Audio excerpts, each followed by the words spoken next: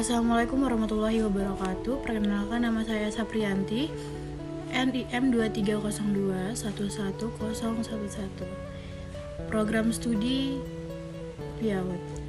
Di sini saya mengambil tema tentang mengenal aliran Qadariyah dan Jabariyah.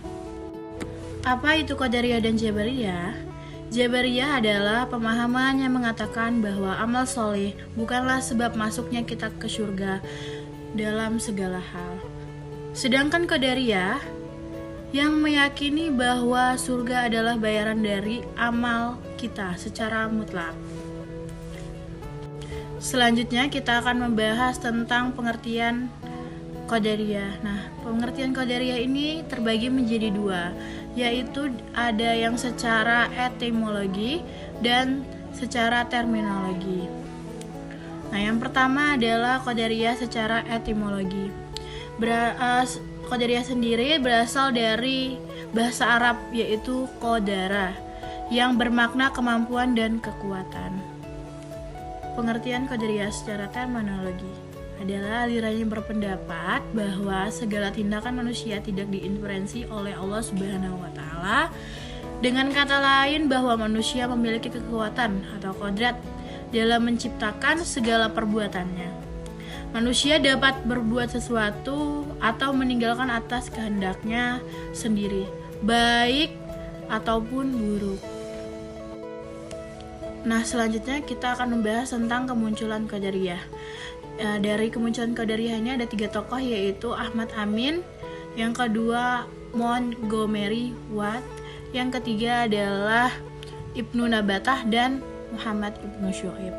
Yang pertama kita ke Ahmad Amin dulu, yang mengatakan bahwa Qadariyah ini pertama kali dimunculkan oleh Ma'ad Al-Jauhani dan Gilan Ad-Dimashqi sekitar tahun 70 Hijriyah atau 689 Masehi. Nah, yang kedua adalah Montgomery Watt. Nah, yang mengatakan bahwa istilah Qadariyah ini dimunculkan pertama kali oleh Hasan Bashari dalam kitab Risalah dan ditulis oleh Khalifah Abdul Malik pada tahun 700 Masehi. Nah, yang ketiga adalah Ibnu Nabatah dan Muhammad Ibnu Syu'ib, yang mengatakan Qadariyah pertama kali dimunculkan oleh orang Irak yang beragama Kristen, kemudian masuk Islam dan kembali ke agama Kristen. Namanya Susan. Doktrin Qadariyah. Nah, tambahan manusia yang berkuasa perbuatannya. Manusia sendiri yang melakukan baik atas kehendak maupun kekuasaan sendiri, dan manusia sendiri pula yang melakukan atau menjauhi perbuatan-perbuatan jahat atas kemauan dan dayanya sendiri. Karena manusia hidup mempunyai daya, dan dengan daya itu ia dapat berkuasa atas segala perbuatannya. Nah, di sini kita akan membahas tentang dalil dasar Qadariyah. Nah, dalil dasar Qadariyah ini ada 3 surah ayat dari Al-Quran. Yang pertama dari Quran surah Al-Kahfi ayat 291, yang berarti bahwa maka barang siapa yang ingin beriman, hendaklah ia beriman, dan barang siapa yang ingin kafir, biarlah ia kafir. Dan yang kedua adalah Quran surah Al-Imran ayat 165, yang berarti, dan mengapa kamu tidak ditimpa musibah pada perperangan Uhud, padahal kamu telah menimpakan kekalahan 2 kali lipat pada musuhmu pada perperangan Badar. Kamu berkata, dari mana datangnya kekalahan ini?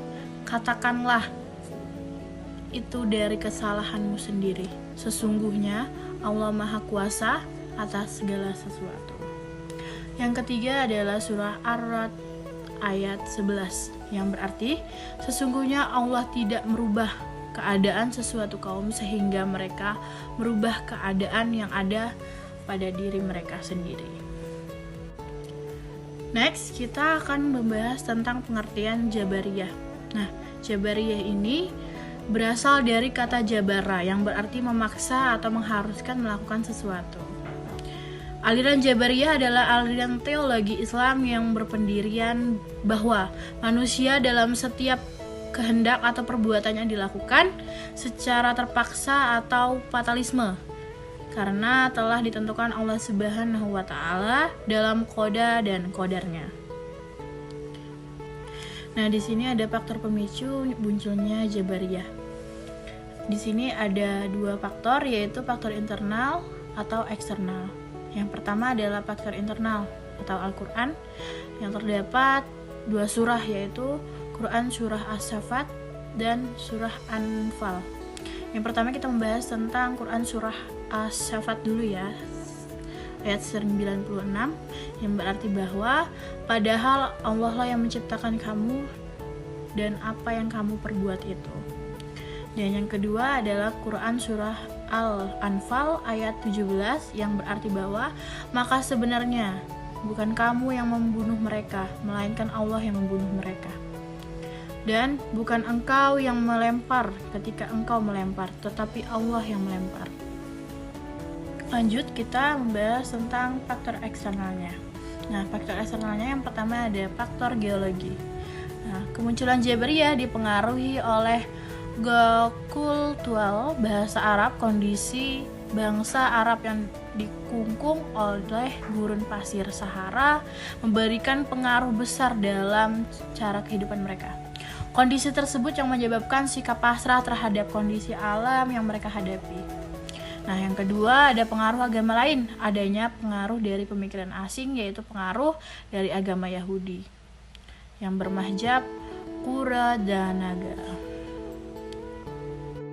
Lanjut, kita membahas tentang doktrin dari Jabariyah. Nah, doktrin Jabariyah ini dibagi menjadi dua, yaitu ada Jabariyah moderat dan ekstrim.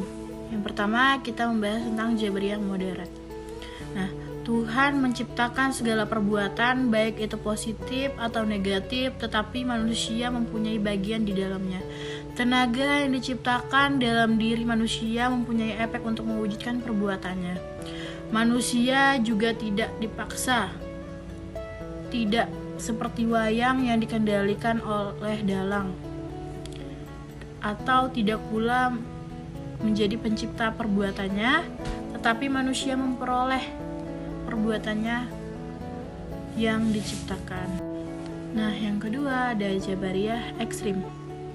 Nah, Jabariyah ekstrim ini mengatakan bahwa manusia lemah, tidak berdaya, terikat oleh kekuasaan atau kehendak Tuhan, tidak mempunyai kehendak dan kemauan bebas sebagaimana yang dimiliki oleh paham Qadariyah. Seluruh tindakan dan perbuatan manusia tidak boleh lepas dari skenario kehendak Allah Subhanahu wa Ta'ala. Segala akibat baik buruk yang diterima oleh manusia dalam perjalanan hidupnya adalah merupakan ketentuan Allah Subhanahu wa Ta'ala. Sudah memasuki slide terakhir. Sebelum saya menutup presentasi saya ingin mengucapkan terima kasih kepada dosen pembimbing dan teman-teman yang sudah mensupport saya. Selesai sudah untuk pembahasan saya mengenal aliran Qadariyah dan Jabariyah. Sekian, terima kasih dari saya. Assalamualaikum warahmatullahi wabarakatuh.